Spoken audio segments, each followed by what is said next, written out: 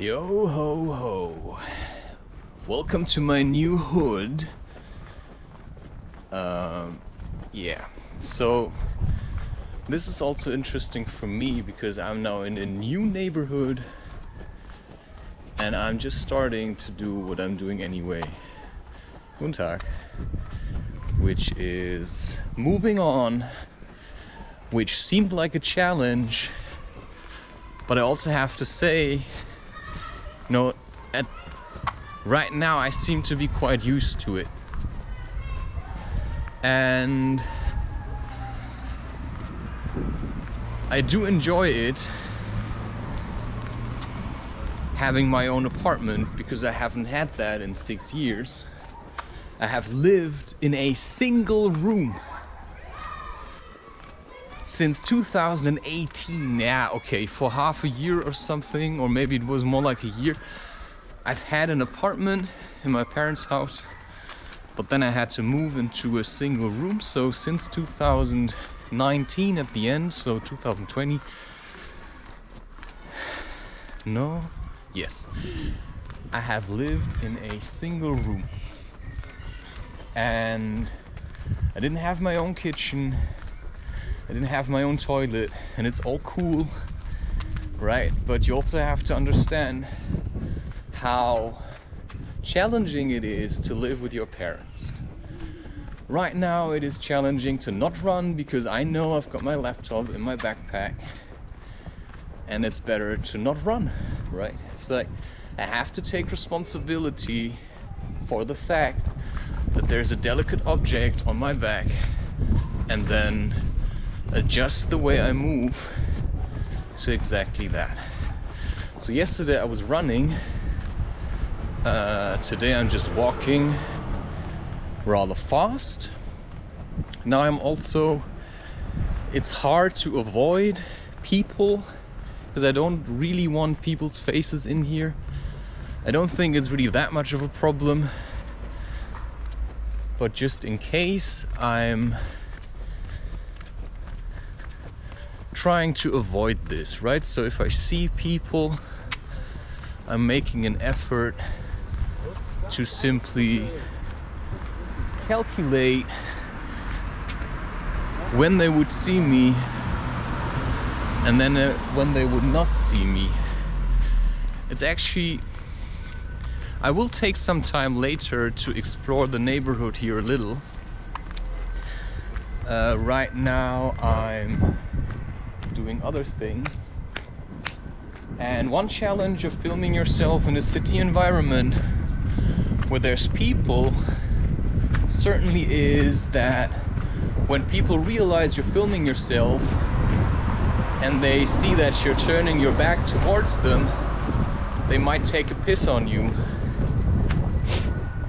And that would annoy me quite a bit. Yeah, so previous me would have probably said something to people making weird noises, but now I can just see it, maybe with a smile. I'm trying to avoid the path I would normally take because I'm trying to avoid people, but that's the challenge now, to simply go with it and to see what's going to happen. Right now there's something barring the way, but it doesn't seem to be taking too long. So maybe it says slow down a little, or maybe it says why didn't you trust your feeling and just went down the other way. But sometimes life just says right now what you're gonna do is you're gonna stand around here a little because you're a content creator on YouTube, and the more people see you walking around filming yourself, the more are going to look for you or recognize you and then say, hey, I've seen that guy. It's like, wow, he's from this city. And in the meantime, I'm just gonna stand here because this seems like a very delicate thing to do. Now, high heels are very bad for your posture. And if you've been walking around in high heels, now I'm gonna go. I've seen my opening, now it's closed.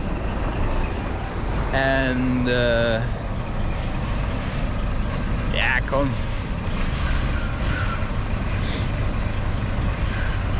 Yeah, I mean, that's quite a challenge. I mean, this is a giant truck. I'm just gonna flash you what's happening. It's a giant truck and he has to maneuver it into this small opening. I mean, respect for that. A lot of respect for that, mate. Like, that is a major challenge. And you need a lot of, like, delicate, like, this is a very, very intricate thing, actually, to be a truck driver. Because you have to look out for so many things, the things you don't see. And this is basically a metaphor for life in general. Because you're a truck, man. I mean, we talk about this in spiritual terms, and I certainly talk about this, because if I try to describe myself just by the way people see me, like visually, on the outside, that doesn't even get close to the real self. Like, that doesn't even get close to who I really am on the inside. Because I'm the ocean, right? I'm the Mount Everest. You know, I'm the Marianne, how do you call that thing? Like the deepest pit of the ocean. You know, I'm all of this. I'm the universe, I'm the darkness, I'm the light. And I'm trying to maneuver all of this through life. I mean, we can all understand why we're all struggling a little to keep our shit together, because our shit is the shit of the entire humanity. Our shit is basically, you know, I'm gonna run around and be Hitler, or it's more like, I'm just gonna be happy about living. Ja, nur mich selber. Aber nicht mich. Nee. Wehe. Der muss fahren können, der Mann. Ja, das habe ich auch gerade gesagt. Oh, Also, Wahnsinn. viel Fingerspitzengefühl So brauchen wir. eine weite Tour. Ja, Sonderwetter. ja, das ist schon Wahnsinn.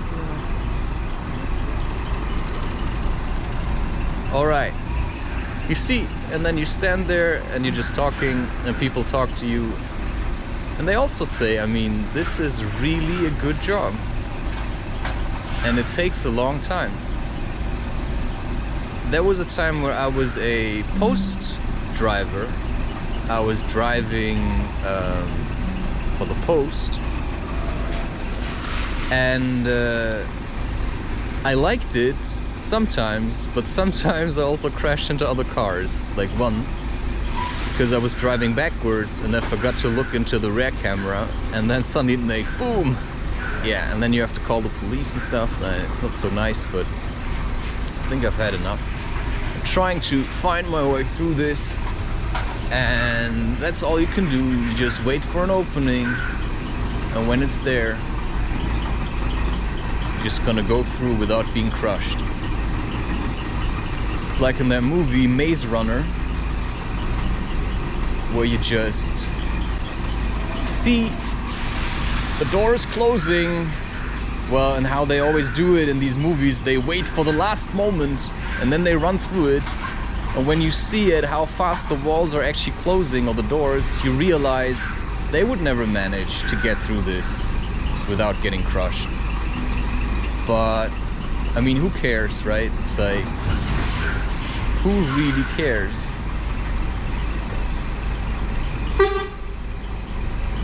Yeah!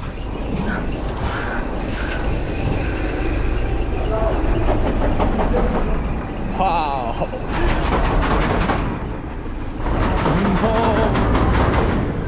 No. Now he's not. You see, this is how it is. You know, we're talking about depression here. We're talking about, you know, the challenges that life has for you. I mean, you're driving around in a giant truck and you're trying to get that truck backwards in a tight corner up a hill. No, that's depression. You feel depressed. You're in a tight spot, you're in a low point of your life, and you're trying to get out of it. But you don't know how. Because there are literally so many obstacles. There's like all the noise that irritates you, you know, while you're sitting at home trying to figure out what makes you feel miserable. There's like cars honking at each other. There are people that want stuff from you. You know, there's your desire to eat. There are all these things that you feel like, I need this, I want this, and why can't I have it? And all these things are basically stopping you from ever really getting into a peaceful state where your mind is empty and you feel calm. Because every time you feel a little bit shit and a little bit irritated, what you do is you take out your phone and you start thumping through meaningless content and just look at junk that does nothing for you but make you more miserable. Because now it says never avoid the hotspots of the city life, because my mind was already looking for a route through the city where I can avoid most people. And normally I would do this, but today the challenge seems to be to simply keep walking. Now there's also so many people here, it's probably best to simply keep the camera a little bit facing downward. Like, this is the challenge, to not be annoyed and hate it that you hear all this sound and just say, what the fuck is going on? Where is all that noise coming from? Why don't we just use a shovel? Because we think that machines make our life better, while this is literally one reason why people are depressed. Like, one reason why people are depressed is because they're being tormented and tortured simply by the sheer amount of noise that we're creating by the things that are supposed to make our life easier. And now, for anybody who hasn't heard it yet, you know, I'm still in Lunatic, the city that I was born into, or that I came out of, right, as the result of the trauma. You know, I sprang into life and I started doing things. And this is a church that is mostly closed, which is sad because it should be, right, a house of God and prayer, but it's mostly closed, so you can never actually go in there unless there's a priest that's telling you what to believe, right? And that takes the sins off your shoulders. Well, he has naughty thoughts in his mind that he never talks about, because who's taking away his sins? Well, nobody. And that's why I just work with my own sins, with my own shame, with my own dirty mind. And I'm looking for ways to be okay with the way that I am and change in the way that I would like others to be. Because that's basically the problem. Like, if you see others and you think they should be different, then maybe you should just start changing and accept the fact that the best way to change is to change yourself. And then your environment probably will adapt, and they may even try to stop you, because what people really hate is change. They really hate change because it's discomfort, and people live in comfort. They like to be warm, they like to sit, they like to watch movies, they like to push off all responsibility for themselves onto the state and say, oh yeah, if I feel bad, I'm just gonna call the police. If I'm afraid, I'm just gonna call the police. And if I'm sick, I'm just gonna go to a doctor. You know, I just said at one point, I'm gonna take responsibility for the way I feel. And I'm gonna say, you know, if I'm sick, I'm gonna look at the way my life is going and I'm gonna change my diet. Because when I went to doctors after years of having heartburn, all they said to me is, maybe you should eat a little bit less cake. They had no idea about the reasons why I was overeating, why I had heartburn, how heartburn is connected to anger, how heartburn is connected to all kinds of things and also to fear. But they had no idea about it. They just stuck tubes into my butt and into my throat and sedated me and did all kinds of weird experiments on me, you know, talking about aliens putting probes into your anus. But ultimately, this was all bullshit. And then I started taking responsibility and I said, you know, I'm just gonna take charge of my own life and I'm just gonna smile about it and I'm just gonna feel good about it and I'm just gonna find ways that liberate me rather than keeping me trapped and hooked. So while I'm walking here and there's all these people being busy about their lives, they may think I'm a little bit like them, which I am to a certain degree, but I also have to say that I'm actually not. I'm actually not like any of them because my mind is set on healing and my mind is set on progressing out of this kind of regression that I see in people. It's like everybody just cares about themselves. How do I feel, right? If you want to feel good, you think it's okay to find a woman and just fuck her and then just drop her. Like there were times where having sex really meant something. Where having sex meant we're going to have a family, we're going to be happy together, we're going to invest into love, and that's going to be our foundation. And from that we're going to build a life like a forest and like trees, right? We propagate love. Now everybody just clings to something. They cling to each other, they cling to the phone, they cling to stuffing themselves with food. And that's what I mean with, we don't really have traditions anymore, right? What is the tradition? You know, if I go and look at the Muslim community, I see that, right, they at least have some form of tradition. Like, one form of this is, yeah, you don't really go around and, you know, kick after pigeons because that's what spirituality teaches you. You are the pigeon, so why would you kick yourself, right? Why would you kick yourself? Because you enjoy seeing others flutter around. So then why don't you flutter around a little, right? If you want the pigeon to take a jump, then you should recognize, why don't you just jump a little? Why don't you skip a bit in the air? You know, I might do it now, but I have a laptop on my back, so that's not really an option for me at the moment. So this is getting certainly better. I mean, society is getting worse, but this, for myself, I can say, is certainly getting better. I have never walked in a city environment and felt this free about just saying whatever I want. Of course, one thing about speaking English in Germany is that basically nobody understands anything that you say. And that's the best thing, because to them, I'm basically American. I'm like, oh, you're a foreigner. Where do you come from? Are you on holiday? Are you a tourist? Like, no, man, I come from the same place. I just opened my eyes a little and started learning other languages. And I just started to get to know other cultures. So I know what it's like to be in a mosque, and how to pray with Muslims.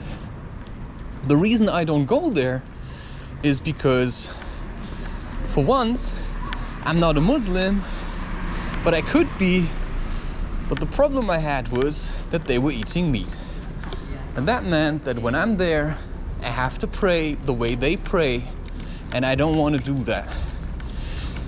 Because I have my own way of praying, right?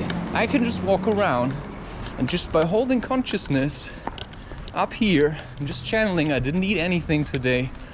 I'm just holding consciousness. Some people refer to this as Christ consciousness.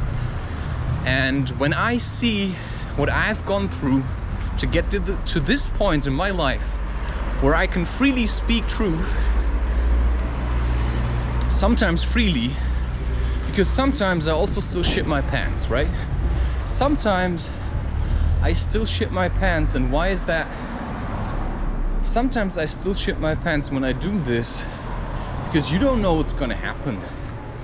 So what I prefer to do is I speak truth into the camera, which is basically a conversation with myself, and whoever wants to hear this hears it, and everybody else can just go about living their lives the way they want it, because when somebody really wants to change, they will change, right?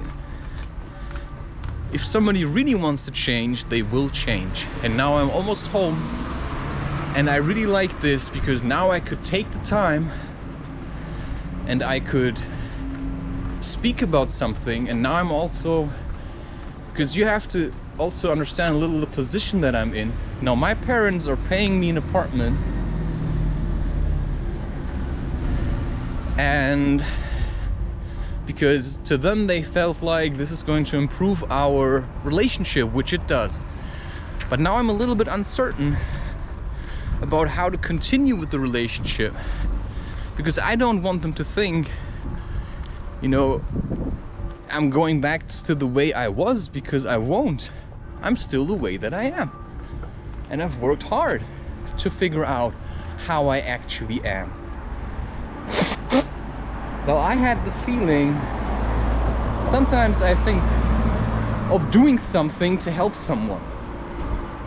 Because my mother is in a bit of a rut. And she says, you know, I'm not creative anymore. When she was younger, she used to sew a lot. She used to make clothes, she used to crochet and do all these kinds of things. And yesterday she said something and that triggered me in a certain way. And she said, yeah, basically she said, I gave up on being creative. I'm simply not creative anymore. And that probably is something that comes at the cost of watching movies, of watching television, and of reading books. So there should be a balance between being creative, watching movies, and reading books.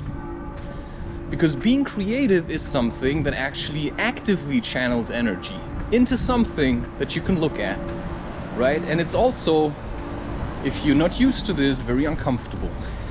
And now she said, I'm not creative anymore, and that sparked some form of pity in me, and I thought, can I really help her with that? And now I'm seeing in my apartment that I need, how do you call them, hangings?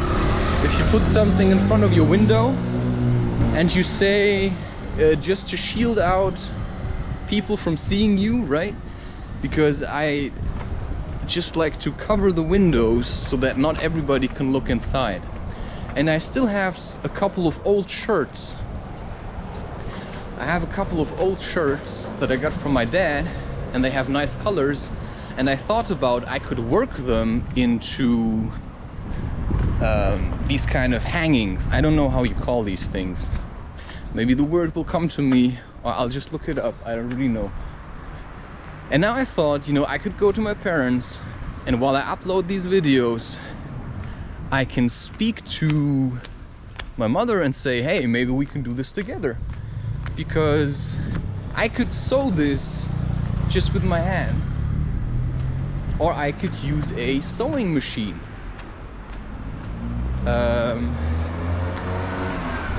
I could use a sewing machine, but I don't have one, but my mom has one. So I could sit at home and do this alone, or I could actually collaborate and do it with my mother. And then she would maybe feel happy about and open up to being creative again and doing her own things just by seeing what she can actually do, because I know she can do it. She just doesn't want to. Because that's what closing your heart means. You close your heart not just entirely, we close our hearts to certain things. And sometimes we close our hearts to, for example, maybe that's what she did, to making clothes, because people keep ruining it for you. They say, that's not good, or that's this way or that way. But of course it's not the people that ruin it for you, it's you that allows them to ruin it. So actually you're ruining it. Because people complain all the time anyway. But the question is, what are you hearing? Because when people complain to me about something that they don't like, what I hear is they've got a problem. Some people, they go around, like, let's say you just crocheted a hat and you're wearing it and you're going outside and you're feeling proud about it, and then somebody comes and says, well, the colors are a bit flashy, aren't they? Or maybe they say, well, this is a very weird hat, and you're like, ugh. And then you're never gonna wear it again, and you say, I'm never gonna crochet again because I just hate this, people don't like me. And then you could say instead, hey, but maybe I just like myself. Maybe I just open up to myself a little and say, this is nice, I can work like this, I can make a conscious choice, and I'm just gonna fade out this conversation with myself here.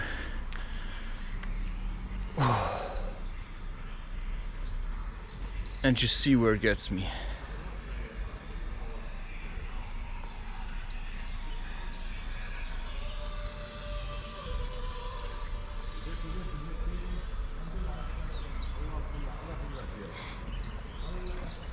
Yeah.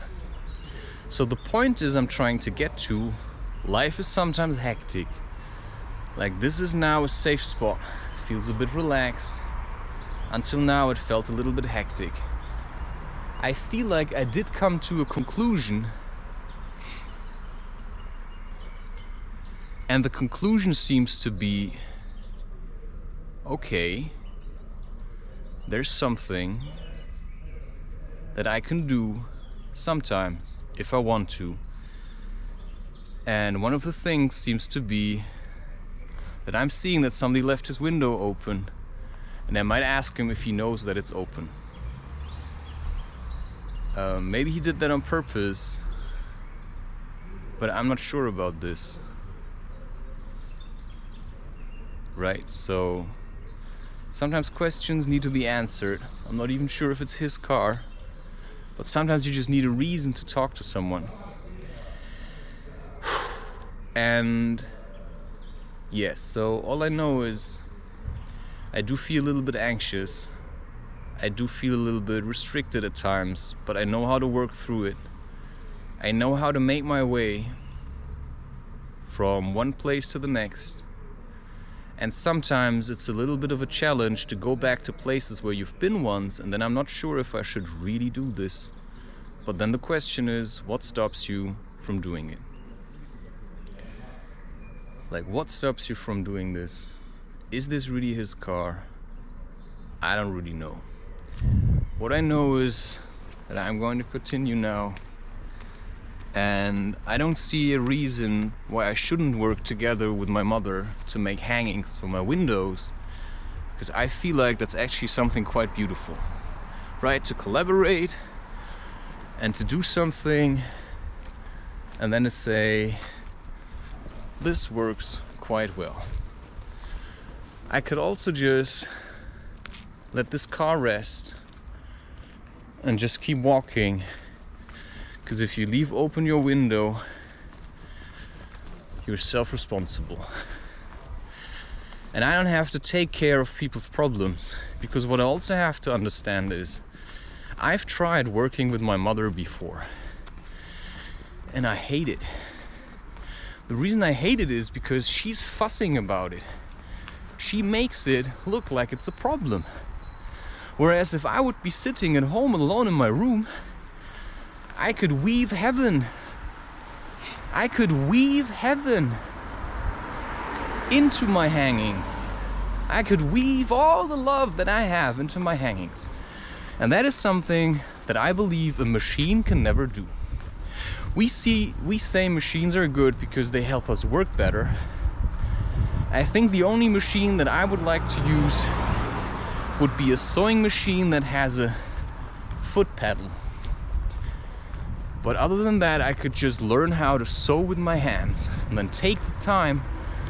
And if sewing then takes 5 hours, I'm gonna do it because I'm not depending on this for earning money, right?